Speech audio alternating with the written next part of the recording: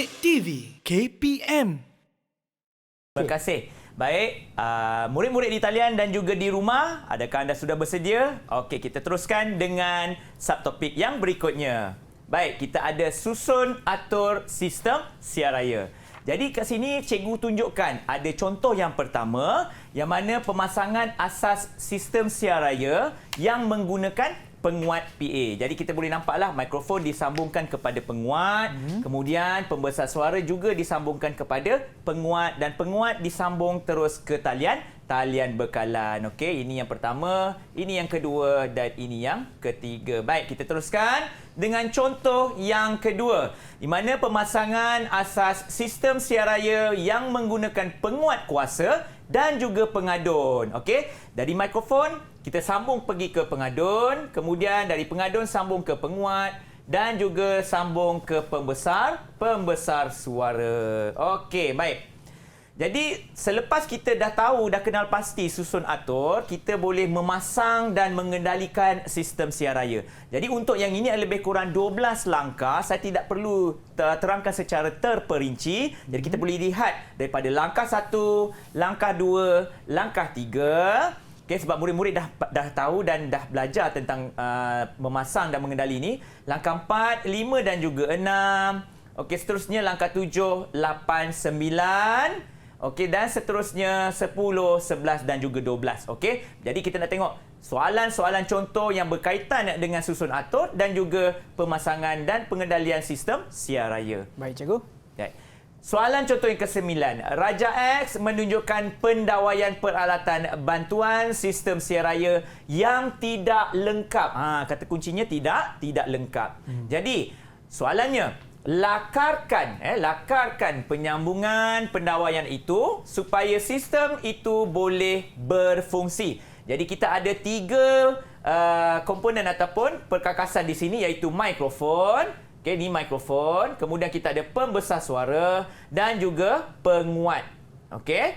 Jadi murid-murid yang berada di talian, okey, bantu cikgu macam mana kita nak buat penyambungan untuk soalan ini. Okey, bantu cikgu. Okey, Hakimi. Mikrofon ke terminal mic 2. Okey, saya sambung mikrofon ke terminal mic 2. Okey, nanti kita tengok jawapannya. Okey, seterusnya. Apa lagi kita perlu buat? Penyambungan mana lagi? Siapa nak bantu kita? Siapa nak bantu? Okey, Zul. Teruskan, Zul. Terminal negatif ke terminal com. Terminal negatif ke terminal com. Okey. Terminal negatif ke terminal com. Okey, saya lukis sekali lagi. Baik, yang seterusnya. Siapa nak bantu? Okey, Kabil. Terminal positif pergi ke 70V. Terminal positif ke 70V. Okey, kita tengok jawapan untuk soalan ini. Mikrofon ke mic 2. Okey. Okey, betul. Okey. Kemudian negatif ke com pun betul juga dan positif ke 70V pun betul juga. Okey, tahniah. Jadi kalau saya nak tanyalah, boleh tak saya sambungkan mikrofon ni ke mic 1? Saya tanya sini. Boleh ataupun tidak? Rasa-rasa boleh tak? Boleh, cikgu. Boleh untuk pengetahuan Sean dan juga murid-murid yang berada di rumah. Okey, bukan tidak semestinya kita sambung ke mikrofon 2. Kita boleh juga sambung ke terminal mic 1. Okey, kalau misal kata sambungan negatif ni saya sambungkan ke 70V. Negatif ni saya pergi 70V, maksudnya dia terbaliklah. Dan positif saya sambung ke com. Nak tanya murid-murid yang berada di talian, boleh ataupun tidak? Hakimi. Boleh, tetapi lama-kelamaan akan merosakkan pembesar suara.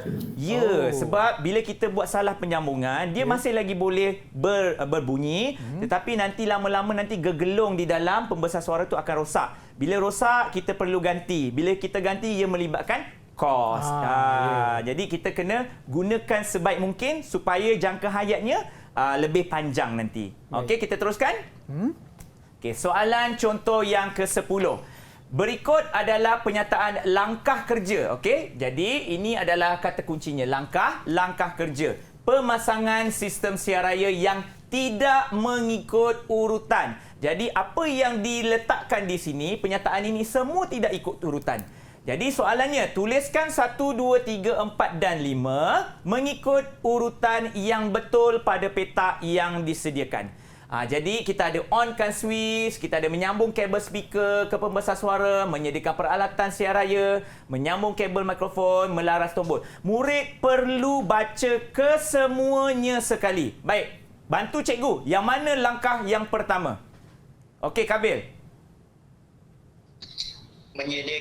Langkah pertama ialah menyediakan peralatan siar raya iaitu mikrofon, pengadun, penguat dan pembesar suara. Okey, betul langkah pertama. Kita teruskan langkah kedua. Okey, Kak Hakimi.